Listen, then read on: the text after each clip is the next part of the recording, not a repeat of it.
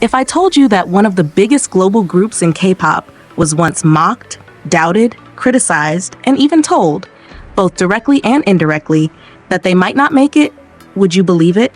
Because that's exactly what happened to Stray Kids. Today, they sell out stadiums, dominate charts around the world, and have built one of the most passionate fan bases in music. But their journey wasn't the typical success story people often imagine. It wasn't a smooth rise filled with praise and support. In fact, there were moments when the group's future looked uncertain. There were eliminations, harsh criticism, and constant doubts about their music. Yet somehow, instead of being crushed by those challenges, Stray Kids turned every criticism into fuel. And honestly, that's one of the reasons why their story feels so inspiring even beyond K-pop. So today, let's talk about how Stray Kids survived early criticism and ultimately proved everyone wrong. To understand their success, we have to go back to where everything started. Unlike many groups that are carefully assembled by a company and then simply introduced to the public, Stray Kids was born through a survival show. The pressure was already intense from day one because the members weren't just competing against other trainees. They were fighting to prove that their entire concept could work. Bang Chan personally selected the members, and the group was presented as a self-producing team that would create much of their own music. At the time, that wasn't the safest approach. The K-pop industry traditionally favored proven formulas, polished concepts, and songs crafted by established producers. Stray Kids represented something riskier. They wanted to tell their own stories through their own music. Then came one of the most emotional moments in the group's history. Lee Know and Felix were eliminated during the survival show. Looking back now, it almost feels impossible to imagine Stray Kids without them. Felix's unique voice has become one of the group's trademarks, while Lee Know has grown into an incredibly important performer and personality within the team. But back then, both members faced criticism regarding their skills. For Felix especially, language barriers created additional challenges, since he had spent most of his life in Australia. The eliminations shocked both viewers and the members themselves. You could see how devastated the team was. What stands out to me is that this wasn't just a reality show moment designed for drama. It revealed how much the members genuinely cared about each other. Their bond was already strong before debut. And here's where things get interesting. Many groups experience setbacks before debut, but not all of them turn those setbacks into motivation. When Lee Know and Felix were eventually reinstated, it felt like a second chance, not just for those two members, but for the entire team. Instead of becoming discouraged, they became even more determined. In my opinion, this experience shaped Stray Kids' identity more than people realize. It created an underdog mentality that still feels present today. They learned very early that nothing would be handed to them. Every achievement would need to be earned.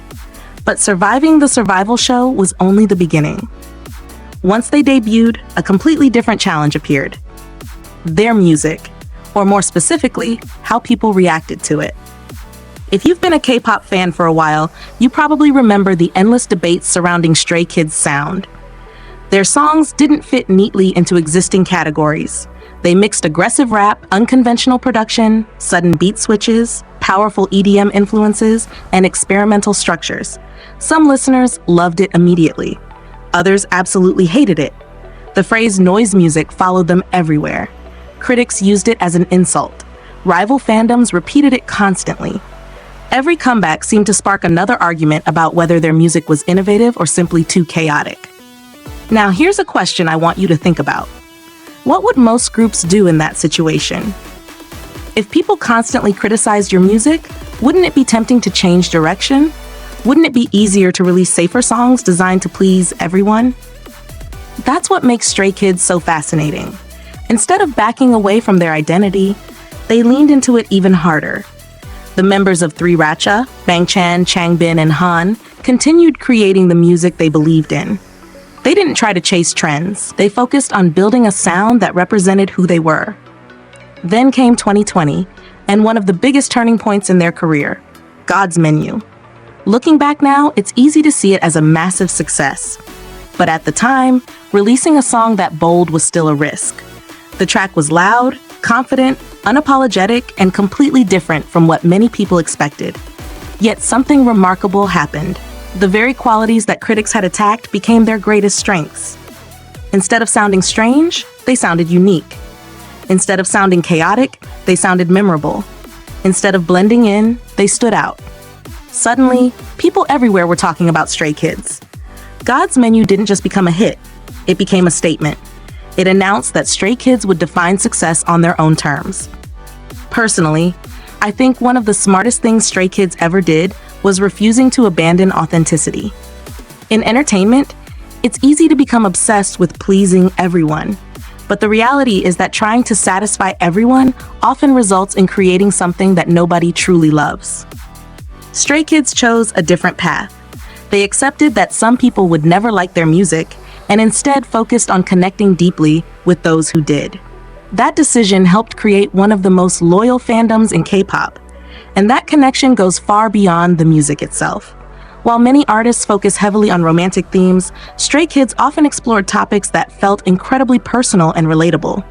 Their songs discuss anxiety, self-doubt, societal expectations, loneliness, identity, and the pressure to succeed.